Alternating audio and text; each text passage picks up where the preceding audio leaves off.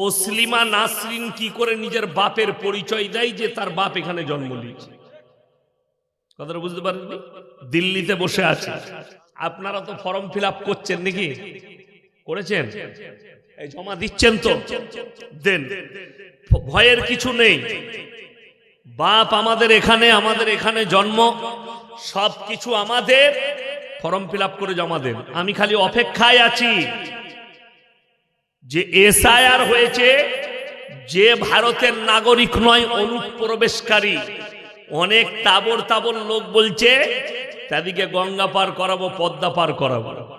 আমিও আলহামদুলিল্লাহ তাদের সাথে আছি যে অবশ্যই তাদেরকে পদ্মা পার করাতে হবে। তবে আমি লাস্টে দেখব তসলিমা নাসরিন কি করে নিজের বাপের পরিচয় দেয় যে তার বাপ এখানে জন্ম নিয়েছে। কথাটা বুঝতে পারেননি? দিল্লিতে বসে আছে।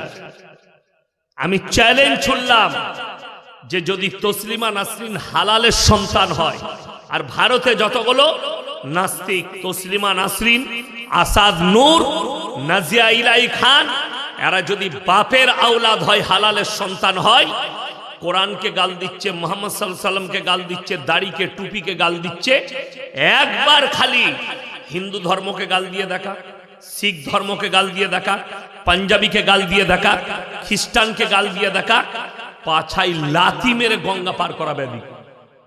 ঠিক বললাম না? কিন্তু কোরআনকে গালি দেওয়া খুব সহজ, আল্লাহকে গালি দেওয়া খুব সহজ, দাড়ি আর টুপিকে গালি দেওয়া খুব সহজ। গালি দাও, আমি তো খালি শেষকালে দেখবো যে এসআইআর অনুপ্রবেশকারীকে তাড়ানো হবে, ডিটেনশন ক্যাম্পে ভরা হবে, তসলিমা নাসরিনকেও তাড়াতে হবে যদি না দিতে পারে। আর একটা গুরুত্বপূর্ণ মেহমান গত বছরে পালিয়ে এসছে আমার দেশে, আমি তার লেগেও অপেক্ষা করছি সে কি করে জন্ম পরিচয় দিবে। আমি নাম করব না, সমঝদারোं के लिए ইশারা কাফি है। যারা বুদ্ধিমান হবেন তারা আমার ভাষা বুঝে যাবেন আমি কাকে ইশারা করছি। আমি দেখবো লাস্টে এসআইআর করে তারা কি করে থাকে। আমাকে তাড়াবে, আমাদিকে তাড়িয়ে দেবে যেখানে আমার দাদু জন্ম নিয়েছে। আমাকে আমার আব্বাজি বয়স হয়ে গেছে, তো আমি বলছিলাম যে আপনার ফর্মটা ফিল আপ করতে হবে, আধার কার্ডটা দেন তো একবার আপনার, আমার ইসে লাগবে ফর্মে। বলছে আমাদিকে কে তাড়াবে না? আমরা কেন বলবো? বলছে জানিস আমাদের যে গ্রাম, আজ থেকে যখন পানাগড় যেটা মিলিটারি বেস আছে, ওই মিলিটারি বেসটা যখন তৈরি করা হয় 40টা গ্রাম তুলে দেওয়া হয়েছিল। 40টা মিলিটারি বেসে, যেটা পানাগড়ে আছে। ভারতের ক নম্বরে আছে মিলিটারি ক্যাম্পটা? আমার বাড়ির কাছে একদম পানাগড়। তো ওখানে 40টা গ্রামকে তোলা হয়েছিল। আমার আব্বাজি বললে এখনো পর্যন্ত আমার দাদুদের সব জায়গা আছে ওখানে, আমাদেরকে তাড়িয়ে দিবে। আমি দেখলাম বাড়িতে একটা 1969 সালের একটা দলিল আছে আমার দাদু। তো এরকম বহু মুসলমানের আছে, কিন্তু বড় দুঃখ লাগে আমরা আমাদিকে পরিচয় দিতে হচ্ছে, অথচ বাংলাদেশ থেকে ডেকে নিয়ে এসে ইসলামকে গালি দেওয়ার কারণে তাকে ভাড়া করে রাখা হচ্ছে। এইটা হচ্ছে দুঃখের বিষয়। দাও, যত গালি দিবে দাও। আল্লাহর কসম করে বলছি, আল্লাহ তাআলা কোরআনে বলেছে তোমরা নিজের চোখে, তোমরা মুমিন হলে এবং হকের উপরে থাকলে নিজের চোখে বিজয় তোমরা দেখতে পাবে। আল্লাহর কসম, পৃথিবীর বুকে ইসলামের বিজয় আসবে। জোরে বলুন ইনশাআল্লাহ। এটা কেউ রুখতে পারবে না। চলুন, আমি যেটা আলোচনা করতে চাইছি, রূহ আল্লাহ মানুষের মধ্যে দিয়েছে। আপনার আমার জীবনের মূল্য কতক্ষণ? যতক্ষণ বেঁচে আছেন। কোরআনে আছে ওই জন্যে ওয়ামাল হায়াতুদ দুনিয়া ইল্লা মাতাউল গুরুর। হে নবী বলে দাও, দুনিয়ার জীবন সম্পূর্ণ আপনার আমার জন্য ধোঁকা। আমরা যে বসে আছি ধোঁকা, খাচ্ছি ধোঁকা, ব্যবসা ধোঁকা, সব কিছু ধোঁকা। ইমানদারির সঙ্গে বলতে পারবেন যে আমাদের মালদা ডিস্ট্রিক্টে সব থেকে যে কোটিপতি, তার বাড়িতে 5 কিলো সোনা ছিল, সে মরার পরে কবরে নিয়ে গেছে? কেউ বলতে পারবে?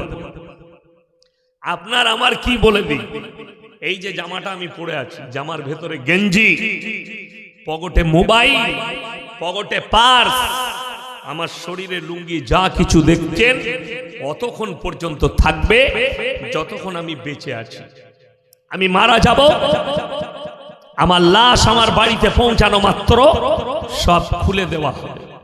মায়ের কোলে যেদিনে আপনি জন্ম নিয়েছেন, ন্যাংটা অবস্থায় না কাপড় পরে, কথা বলেন না, ন্যাংটা অবস্থায় কাপড় কে পরিয়েছে? তোমার খালা, তোমার নানি, তোমার দাদি, তোমার আত্মীয় স্বজন তোমাকে কাপড় পরিয়েছে। প্যান্ট পরাটা তোমার মা শিখিয়েছে, লুঙ্গি পরাটা তোমার মা শিখিয়েছে, তোমার বাপ শিখিয়েছে, তুমি জানতে না। আজকে যে আমরা বসে আছি, আমি, শেখ, যত আলেম উলামা, আপনারা কোরআনের মারাত্মক একটা আয়াত শুনে যান। কেউ জানতেন, একজন আমার বাপের বয়সী লোক বলুন, কেউ জানতো মোল্লা শওকত সাহেবের একটা ছেলে জন্ম নিবে, সে হবে বক্তা? কথা বলে, এটা কেউ জানতো? আপনি আপনার পরিবারে জন্ম নিবেন, ডাক্তার হবেন, মাস্টার হবেন, প্রফেসর হবেন, এটা কারো পরিবার জানে? জানতো? জানে না। কোরআন এটা সূরা দাহার 29 পারা, হালাত আলাল ইনসানি হিনুম মিনাদ দাহরি লাম ইয়াকুন শাইয়াম মাযকুরা। হে আমার নবী বলো, দুনিয়াতে পাঠাবার পূর্বে তোমার সমাজে, তোমার পরিবারে, তোমার দেশে তোমার কোনো কালচার ছিল না। আমি আল্লাহ রাব্বুল আলামিন একজন নারী এবং পুরুষ, স্বামী এবং স্ত্রী একত্রিত করে এক ফোঁটা পানি তুমি খালি স্ত্রী জরায়ুতে নিক্ষেপ করেছো, বাকি আমি আল্লাহ দান করেছি। সন্তান আল্লাহ দান করেন, বাচ্চায় আমি দান করি, সব কিছু গোটা পৃথিবী আমার কন্ট্রোলে। ইয়াসিন বক্তা ততক্ষণ যতক্ষণ আমি ঠিকঠাক বক্তব্য দেবো। যদি আমার মেমোরিটা লড়ে যায়, লোকে আর ইয়াসিনকে মৌলবি বলবে না, পাগল বলবে। ডাক্তার ততক্ষণ যতক্ষণ মেমোরি ঠিক আছে, মেমোরি গোলমাল, পাগল। তাইলে আল্লাহ শরীরের মধ্যে মারাত্মক নিয়ামত দুটো দিয়েছেন। একটা হচ্ছে রূহ, যেটার কারণে আমরা চলাফেরা করছি, চলতে পারছি, কথা বলছি, খাচ্ছি দাচ্ছি, আমার ব্রেন, বিবেক, বুদ্ধি কাজ করছে। নাম্বার 2, মেমোরিটা, ব্রেন, যেটার দ্বারা পরিচালনা হচ্ছে সব কিছু। আপনি ভালো মন্দ বিচার করছেন, সমাজ দেখছেন, সব কিছু করছেন। তা না হলে মালদা ডিস্ট্রিক্টের যতগুলো ডাক্তার আছে, আপনি যদি মালদায় চলে যান, সকালবেলায় আপনার পা থেকে মাথা পর্যন্ত প্রত্যেকটা পার্সের আলাদা আলাদা ডাক্তার আছে, আছে না নেই? আছে। আপনি কলকাতায় চলে যান, হার্টের ডাক্তার আলাদা। গতকাল কি আপনাদের মালদা ডিস্ট্রিক্টের একজন ভদ্রলোক আমাকে চিনে, নম্বর আছে, ফোন করেছে যে বর্ধমান জেলায় এখন পশ্চিম বাংলার সব থেকে বড় হার্টের হসপিটাল হচ্ছে দুর্গাপুর মিশন হসপিটাল। বড় বড় ডাক্তার আছে। নতুন একটা হয়েছে মুসলিমদের এবং খুব ইমানদার ডাক্তার, আপনাদেরকে শুনিয়ে যাই, মনে রাখবেন। বর্ধমানে টাউনে একটা হয়েছে আহাদ হসপিটাল। হার্টের যিনি বড় ডাক্তার, তিনার নাম হচ্ছে ডাক্তার সিরাজুল ইসলাম সিরাজ। আমার সঙ্গে দেখা হয়েছে, খুব ভদ্র আল্লাহওয়ালা লোক, ভালো ডাক্তার, দারুণ হার্টের। পশ্চিম বাংলার কজনের মধ্যে উনি একজন। তো ওই একটা আছে, আমাকে ফোন করলো, বর্ধমানে একটা হসপিটাল হয়েছে হুজুর, আপনি বলতে পারবেন কোথায়? আমি বললাম একবারই নবাব হাটের কাছে চলে যান, হসপিটালের নাম হচ্ছে আহাদ, ডাক্তার সিরাজুল ইসলাম সিরাজ, বড় হাটের ডাক্তার, চলে যান, কাজ হবে। যদি ওখানে ভালো না লাগে, দুর্গাপুর মিশনে যান, খুব ভালো আর কি চিকিৎসা হয়। আর একটা আছে হেলথ ওয়ার্ল্ড, ওটাও ভালো, কিন্তু মিশন হচ্ছে পশ্চিম বাংলার 1 নম্বর হাটের। যাই হোক, তো হার্টের ডাক্তাররা রোজ রুগী পাচ্ছে, কিডনির ডাক্তার আলাদা, লিভারের ডাক্তার আলাদা, ব্রেনের ডাক্তার আলাদা, প্রত্যেকটা পার্শ্বের আলাদা আলাদা ডাক্তার আছে। তাদেরকে সবাইকে একটা স্টেডিয়ামে ভরে দেন, দিয়ে জিজ্ঞেস করুন, স্যার আপনারা এত রুগী ফাড়ছেন, এত চিকিৎসা করছেন, একবার বলতে পারবেন মানুষের মধ্যে আল্লাহ রূহটা কোথায় রেখেছে? আজ পর্যন্ত কোনো ডাক্তার বলেছে? বলতে পারেনি। আল্লাহর কসম কিয়ামতের সকাল পর্যন্ত বলতে পারবে না রূহ কার কবজায়? আল্লাহ। আল্লাহর নবী আল্লাহকে বললেন, ইয়াসআলুনাকা আনির রূহ, ওগো আল্লাহ রূহটা কি? আমার আল্লাহ উত্তর দিলেন, কুলির রূহু মিন আমরি, রূহ হচ্ছে আমার আল্লাহর হুকুম। পৃথিবীর মানুষ কিয়ামত পর্যন্ত গবেষণা করে এতটুকু রূহের বর্ণনা দিতে পারবে না। কোন ফেলোজাপি ডাক্তার বৈজ্ঞানিক সব ফেলোয়া। আমি আল্লাহ যখন হুকুম দিই, কোরআনে অপর জায়গায় আছে ওয়ান্নাজিয়াতি গরকা, গরকা মানে হচ্ছে ডুব মারা। নদী আছে না কাছে, পদ্মা, গঙ্গাতে ঝাম মারলে বাচ্চারা ডুব মারে না মারে না? ছোটবেলায় যখন আমি মাদ্রাসায় পড়তাম তখন পুকুরে ঝাম মেরেছি, তারপরে নদীতে ঝাম মেরে ডুব মারতাম, ডুব মারামারি খেলতাম। কোরআনে আল্লাহ এই শব্দ ব্যবহার করেছেন ওয়ান্নাজিয়াতি গরকা। কসম খাচ্ছি ওই ফেরেশতার যারা আমার হুকুমে দ্রুত গতিতে তোমাদের কাছে পৌঁছায় আর তোমাদের শরীরের মধ্যে ডুব মেরে আমার হুকুমে তোমাদের রূহকে কবজা করে নিয়ে আসে।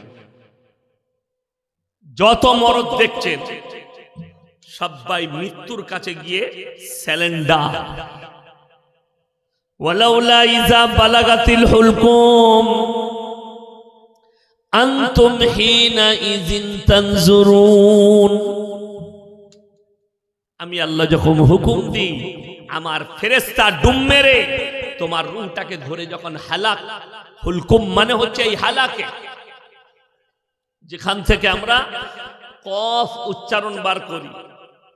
কিরাতের কায়দায় আছে কফ কাফ, দুটো শব্দ আলাদা, দুজনের মখরাজ আলাদা। এই একদম হালাক, বীজ হালাক।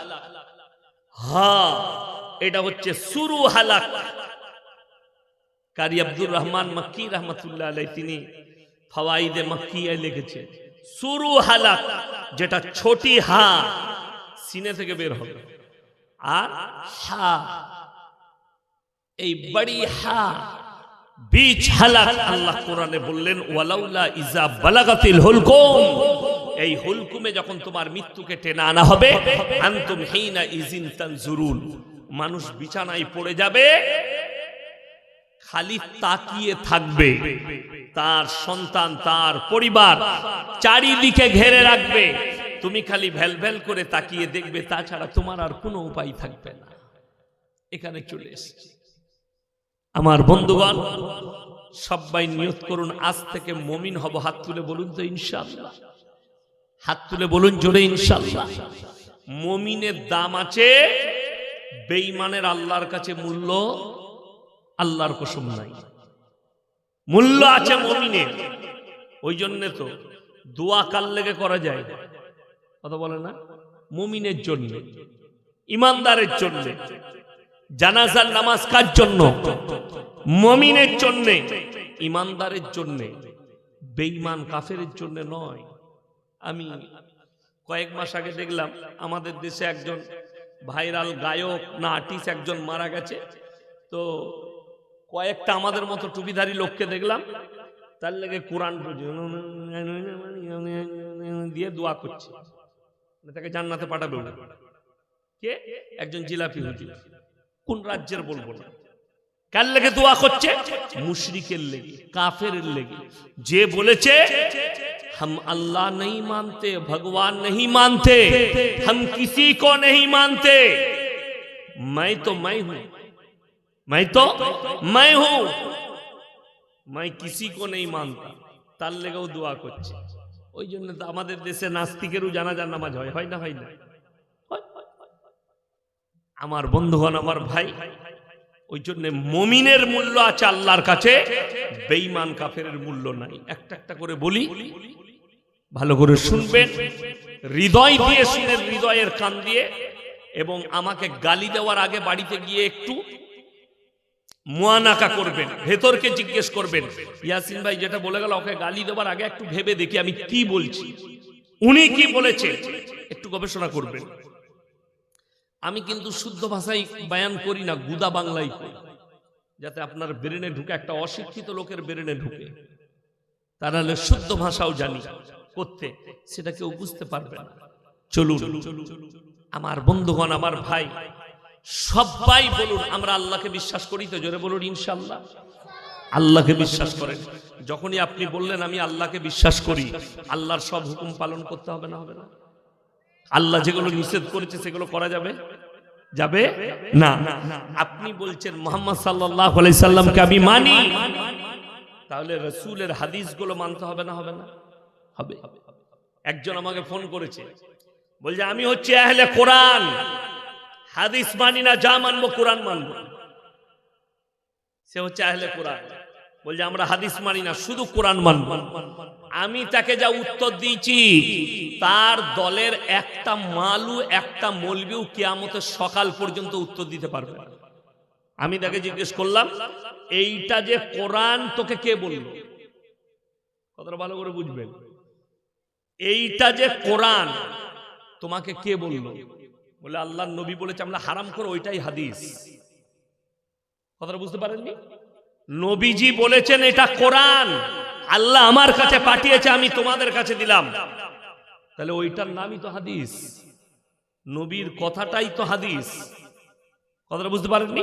নবী আপনাকে বলেছে 5 ওয়াক্তের নামাজ পড়ো, কোরআনে আল্লাহ বলেছেন, নবীজি আদেশ দিলেন, কিভাবে পড়বেন হাদিসে আছে, নিয়ত বাঁধা সবকিছু।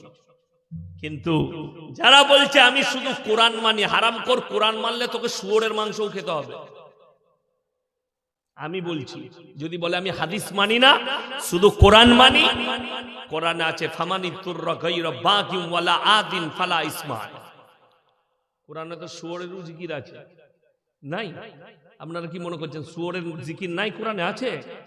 ইন্নামা হাররামা আলাইকুমুল মাইতাতা ওয়াদ দামা ওয়া লাহমাল খিনজির, প্রবাহিত রক্ত, মরা জন্তুর মাংস, শুয়োরের মাংস, আল্লাহ ব্যতীত অপরের নামে উৎসর্গিত জিনিস হারাম তোমাদের জন্য। পরের আয়াতে আছে তোমরা বিপদগ্রস্ত হলে, মরে যাবার ভয় থাকলে অতটুকু হারাম জিনিস খেতে পাবে যতটুকু খেলে প্রাণ বেঁচে যাবে। এখন এই যদি আহলে কোরআন হয়, তাহলে সে কি করবে? কোথাও হোটেল পাচ্ছে না, সে মনে করবে আর একটু এগিয়ে। আমরা কি করি? হোটেল নেই, খাবার নেই, চলো বিস্কুট কিনে খেইলি। সে বলবে না আমি ভাতই খাবো। তাতে গিয়ে যদি ত্রিপুরায় যান, ত্রিপুরায় গিয়ে কোনোদিন হোটেলে ফট করে ঢুকতে যাবেন না। যদি যান, একই হোটেলে মুরগির মাংস, শুয়োরের মাংস, পাঁঠার মাংস, গরুর মাংস সব একসাথে বিক্রি হচ্ছে, একই হোটেলে খেতে পারবেন। আমি গত বছর আগরতলা গেছি, আমাকে এয়ারপোর্ট থেকে নিয়ে যাচ্ছে, আমি বললাম চা খাবো, বললে হুজুর একটু বাইরের দিকে চলুন, টাউনশিপে চা খাওয়া যাবে না। কেন? কার দুধের চা দিবে আপনি বুঝতে পারবেন। কি বুঝলেন? কার দুধের চা দেবে আপনি বুঝতে পারবেন না। মানে চলুন তাহলে বেরিয়ে পালি চলুন। সেই দিনে আমার আর চাটাই রুচি হয় নাই কোথাও, কোন জায়গায় আর চা খেতে পারি না। তার এই ভাষাটা শুনে তাদের একবারই তাদের বাড়িতে গিয়ে চা খেয়েছি, তাও আবার লাল চা। এয়ারপোর্টে এসে बोले बेहतरीन चाय है, चाय पे लीजिए 120 रुपया। मतलब भाई लाल चाय मिलेगी? बोले हाँ मिल जाएगा। मतलब वो दे दो। কেন যখন একবার বলে দিই যে কি দুধের মাল, ও আর খাওয়া যাবে না। কেন? নিজেকে বাঁচাতে হবে, হালাল খেতে হবে। আমার বন্ধুগণ সবাই বলুন নবী মুহাম্মদ সাল্লাল্লাহু আলাইহি সাল্লামের হাদিস মোতাবেক, কোরআন মোতাবেক চলবো। জোরে বলুন ইনশাআল্লাহ। চলুন, আপনি যখন নিয়ত করলেন, এরপর আমি কালকের জলসায় বেলডাঙ্গায় বলে এসেছি যে 100টার মধ্যে ভারতের 30 কোটির মধ্যে 10 কোটি মুসলমান নেই, ঈমান হারা হয়ে গেছে। যদি বলেন কেন? এই থানাটা কোন থানা গো? বৈষ্ণবনগর থানা। আমি অনেক ওই পারে জলসা করেছি। যাই হোক, এই বৈষ্ণবনগর থানায় আমি প্রমাণ দিয়ে যাব মুসলমান আছে কি নেই, আপনারা আপনাদের সমাজে বিচার করে নেবেন। আমাকে সবাই দাওয়াত দেয় না, আমি ঘা করে দিয়ে যাবো, সকালে মহলম লাগাবে। আমি ঘা করা বক্তা, কার গায়ে লাগবে জানি না। তোমার গায়ে লাগবে, তুমি ওই পাপটা ছেড়ে দাও, তুমি ভালো হয়ে যাও। নাম্বার 1, ইসলামী শরীয়তে সুদ খাওয়া জায়েজ আছে? কথা বলে না, জায়েজ। তাহলে আপনাদের থানায় একটা লোক সুদ খায় না মুসলমান? এরা আর কথা বলবে না, খায়। তাইলে চলুন, এটা কি মৌলবীদের কথা? হারামটা কোরআনের ভাষা, আমার আল্লাহর ভাষা। ওয়াহাল্লাল্লাহুল বাইয়া ওয়া হারামার রিবা, সুদকে হারাম করেছি, ব্যবসাকে হালাল করেছি। আল্লাহ বললেন, নবীজি বললেন, কেউ যদি একবার সুদ খায়, নিজের মায়ের সঙ্গে 36 বার জিনা করার সমান পাপ হবে। বলুন নাউজুবিল্লাহ। এরপর চলুন, কোন সুদখোর যদি আমাকে গালি দেয়, এটা শোনার পরে সুদ হালাল হবে? কথা বলে না, হালাল হবে। কেন হবে না? এটা তো আমার কথা নয়, এই হারাম কথাটা আমার আল্লাহ। যারা হারাম জানার পরে সুদ খাচ্ছে, তারা আল্লাহর সঙ্গে যুদ্ধ ঘোষণা করে দিল। বেঈমান কাফেররা কত সূক্ষ্ম মাথায় আমাদের ঈমানকে ধ্বংস করছে, আপনি জানেন, অনুভব করতে পারেন। মায়েরা বসে আছেন এতজন, ইমানদারির সঙ্গে বলুন, আপনাদের এখানে মনে হয় আশা করি নেই। কেন কি নেই? বন্ধন লোন আর গ্রুপ লোন নেই আপনাদের এখানে, আছে? তাইলে বেঈমানদের মেহনত কামিয়াব, আমাদের মৌলবীদের মেহনত নাকাম। কেমন নাকাম? এত জলসা, এত মাদ্রাসা, এত হাদিস কোরআন, জুম্মায় জুম্মায় খুতবা, কিন্তু তাহলে বোঝা গেল আপনি মুখেতে মুসলমান, আমলে মুসলমান হতে পারেন। যদি আমলিয়াতের মুসলমান হতেন, আপনার বউকে কখনো বার করে দিতেন না যে কোমরে কাপড় গুঁজে চলে যাও অফিসে গিয়ে গ্রুপ লোন করে আয়। 10টা করে মহিলা গ্রুপ করেছে, লোন বার করছে, তাদের মধ্যে আবার একজন হেড, আর বাকি 9টা মেয়ে তাকে ম্যাডাম বলে ডাকাচ্ছে। মনে করেন আমার বিরাট ব্যাপার, এমনি ম্যাডাম হতে পারিনি তো, সুদ খাওয়ার ম্যাডাম হয়েছে। কবরে যাও, বুঝতে পারবে। আরে এই বয়ান করার জন্য আমাকে গালি দিয়েছে কে? মহিলারা। মারাত্মক গাল আমাকে। কার কাছে? বোম্বেতে থাকে আমার একজন 1.5 শ্বাস, সে আমার ফুফুইতো বোন, আমার 1.5 শ্বাস, বোম্বেতে থাকে। আমি গাই দেবো, এটা ওইখানে দোয়া পরে করব। তো সে বাড়ি এসছে বোম্বে থেকে, তার গ্রামে গেছে। তো যে গ্রামে আমি জলসা করেছিলাম, সেই গ্রামের এক মেয়ের বাপের বাড়ি ওখানে। তো তার সঙ্গে দেখা হয়েছে। সে বলেছে, ইয়াসিন সাহেব বাজে বক্তালো, ও ভালো নয়, খালি মেয়েদের গীবত করে, ওইসব মৌলবীকে ঝাঁটা করে মারতে হয়। আমার লেগে বলেছে, আমাকে বলল, আমি খোঁজ লাও দেখিনি, খালা গ্রুপ লোনের হেড নাকি? খোঁজ নিয়ে বেরিয়েছে, ওই হচ্ছে হেডমাস্টার গ্রুপ লোনের। আর আমি ওর গ্রামে বয়ান করেছি যে খালা খালি কবরে যাও, তোমার ম্যাডামগিরি বার করবে ফেরেশতা। বাস, সে আমাকে গালি দিচ্ছে। ইমানদারির সঙ্গে বলুন তো, সুদটা তো আমি হারাম বলিনি, সভাপতি সাহেব হারাম বলেনি, মৌলবীদের হারাম নয়, এটা এটা আল্লাহর তরফ থেকে হারাম। আজকে বহু মুসলমান বাড়িতে টিভি কেনার জন্য লোন নিচ্ছে, বাড়িতে ফ্রিজ কেনার জন্য লোন নিচ্ছে। বহু মুসলমান তারা মেয়ের হাতে একটা মোবাইল দিবে, সবারই হাতে আছে, আমার মেয়ের হাতে নেই, তো গ্রুপ লোন নিয়ে মেয়েকে একটা মোবাইল কিনে। যে জানটা আছে, যেটাকে আমরা জান বলি, মানুষ মারা গেল, জানটা চলে গেল, রূহটা আল্লাহ, আর শরীরটা হচ্ছে পোকামাকড়ের। মারা যাওয়ার পরে শরীরের মাংসগুলো কারা খায়?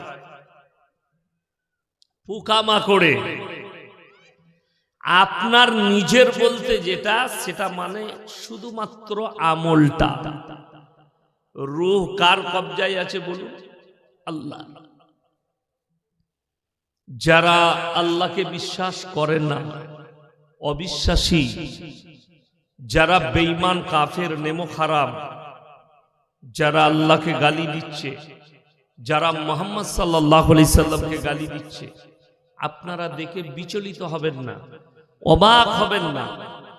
যেদিন থেকে ইসলামের প্রচার নবীজি শুরু করেছেন, সেই দিন থেকে বেঈমান কাফেররা গালি দিতে শুরু করেছে, সেই দিন থেকে বিরোধিতা শুরু করেছে। এই দু চারটা চানাপুটিকে দেখে কোনো লাভ নাই। কোরআনে আছে নবীজি সাল্লাল্লাহু আলাইহি সাল্লাম কাবা ঘরে কোরআন পড়ছেন। কোথায় বললাম? কাবা ঘরে। নবীজির পাশে যারা ঈমান এনেছেন তারা শুনছেন বসে, সাহাবীরা। আরো বেঈমান কাফের কিছু শুনছে, ঈমান আনেনি কিন্তু তারা শুনছেন নবী মুহাম্মদ সাল্লাল্লাহু আলাইহি সাল্লাম কি বলছেন, কি শোনাতে চাইছে। আর যারা নবীর দুশমন বেঈমান কাফের, তারা কিন্তু কাবা ঘরের বাইরে নবীর বিরুদ্ধে অপপ্রচার করছে। অপপ্রচারটা কি? আমার আল্লাহ তাআলা নবীজির কাছে কোরআন পাঠালেন, জিবরিল আমিনকে পাঠালেন। وقال الذين كفروا لا تسمعوا لهذا القرآن والغوا فيه لعلكم تغلبون। কোরআন 24 পারায় আছে। হে নবী, বেঈমানরা তোমার বিরুদ্ধে বাইরে, কাবার বাইরে যে ষড়যন্ত্র করছে, নবী যে কোরআন তেলাওয়াত করে সে কোরআন শ্রবণ করো না, হাততালি মারো আর কানেতে আঙ্গুল দাও, এর কথা শোনা যাবে না। আল্লাহর কসম, তারপরেও ইসলামকে রোকা যায়নি। এত দ্রুত গতিতে ছুটেছে। নবীজি সাল্লাল্লাহু আলাইহি সাল্লামের 23 বছরের মেহনতে আজকে পৃথিবীতে 250 কোটি মুসলমান। জোরে বলুন সুবহানাল্লাহ। আর যারা গালি দিচ্ছে, এদিকে পরোয়া করা চলবে না। এখন যারা গাল দিচ্ছে এগুলো গোবরখোর, মুতখোর, পায়খানাখোর, আর জন্মের ঠিক নেই এরকম কিছু লোক নবীকে, মুহাম্মদ সাল্লাল্লাহু আলাইহি সাল্লামকে, কোরআনকে, ইসলামকে গালি দিচ্ছে। কোনো যায় আসে না। ইমানদারির সঙ্গে বলবেন তো, তসলিমা নাসরিন, নূপুর শর্মা, এদের মূল্য বেশি না স্বামী বিবেকানন্দের মূল্য বেশি? শিক্ষিতরা বলুন। স্বামী বিবেকানন্দ, তিনার মতো লোক আমেরিকার শিকাগো শহরে বক্তব্য দিতে গিয়ে বলেছিল যে আমার চোখে, আমার জানা মতে পৃথিবীতে যদি কেউ মহাপুরুষ থাকেন তিনি হচ্ছেন হযরত মুহাম্মদ মুস্তাফা। সকলে বলুন সাল্লাল্লাহু আলাইহি ওয়াসাল্লাম। এরপরে আপনি এদের কথা লিখছেন কেন, এদিকে ধরছেন কেন? সব থেকে টুইস্ট হচ্ছে, ভারতে যতগুলো নাস্তিক বসে আছে, আপনি চিন্তা করুন। আমি চ্যালেঞ্জ ছুড়ে বললাম, এই ভারতে 30 কোটি মুসলমান আছে। এই ভারতের থেকে বাংলাদেশে মাত্র 11 কোটি মুসলমান। কত বললাম? 11 কোটি মানুষ। এই 18 কোটি মানুষ বাংলাদেশে, আর ভারতে আছে 30 কোটি। কোনটা বেশি? কথা বলো না। 30 কোটিটা বেশি, 18টা বেশি নয়। 12 কোটি বেশি আছে ভারতে। কিন্তু তারপরেও ইসলামের দুশমন বাংলাদেশে বেশি, কোরআনের দুশমন বাংলাদেশে বেশি, নাস্তিক ভারতের থেকে বাংলাদেশে বেশি। প্রমাণ আমাকে দিতে হবে না, মোবাইল খুললে প্রমাণ পাবে। তসলিমা নাসরিনের বাড়ি কোথায়? বাংলাদেশে।